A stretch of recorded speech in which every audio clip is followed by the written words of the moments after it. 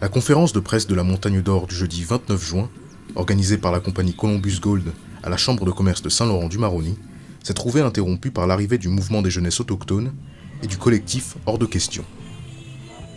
Si la conférence a bien fini par avoir lieu, cela n'a pas été avant un échange respectueux mais direct avec les manifestants. Je suis désolé, nous ne sommes pas sur la position où nous allons brader la terre de nos ancêtres. Et ça, c'est pas négociable.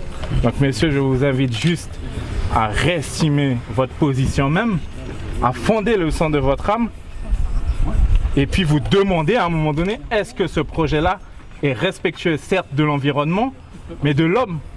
Parce que c'est l'endroit où nous vivons que nous mettons en danger aujourd'hui.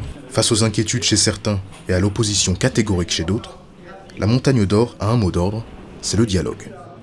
C'est certain qu'un projet industriel de cette taille-là, une première en Guyane, suscite des inquiétudes. On le sait, c'est partout comme ça. Donc, on doit dialoguer avec eux autres pour leur expliquer les bénéfices du projet, surtout pour ces populations-là, qui ont un taux de chômage très élevé. Nous, on vise à donner des emplois à cette jeunesse amérindienne en ce moment. Et donc, le dialogue, vous l'avez bien vu, ils sont venus ici manifester paisiblement devant notre conférence de presse. On les a abordés, on a dialogué, on les a écoutés et on va continuer de le faire.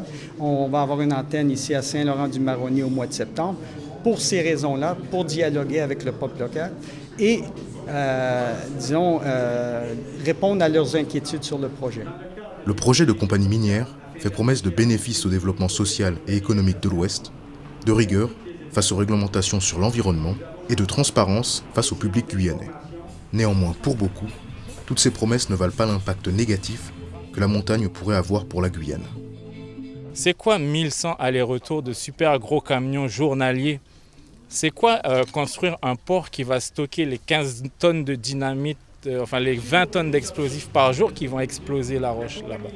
C'est quoi un port qui va stocker, un endroit qui va stocker 1 tonne de cyanure par jour qui sera utilisé? 12 tonnes. Enfin, je ne connais pas très bien les chiffres, mais même juste 300 kilos de cyanure, c'est déjà énorme. Écoutez, notre position, il est clair. On va utiliser tous les moyens, toutes les méthodes, toutes les ressources que nous avons à notre disposition pour stopper ce projet.